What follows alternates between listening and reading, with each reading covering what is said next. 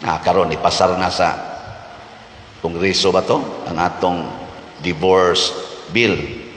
Unsa may mga rason ana nganong nipasar kay daghan na nato nakatawhan sa kalibutan gani murag ang Pilipinas na lang og ang Vatican kuno maoywa mo approve og divorce bill. Ngano man di lagi ta gusto anang magantos, di ta gusto anang mutunhay ang atong kinabuhi nga magantos ta. Kana bang intact ang family pero nangabunog ang naong, nangasamad. Kinahantang ang family mo padayon nga malinawon gyud, malipayon gyud, naghigugmaay gyud. Ana, mo na atong gusto. Ug kanimo atong gukuron nga malipay ta dinhi sa kalibutan, basig ma-forfeit ang katungway katapusang kalipay. Muna ang magsunod aning pulong sa Ginoo dili anang mga bill nato, mga human right nga pulos ra gyud pang kalibutan, mao ra gyud tinuod nga malinawon og malipayon.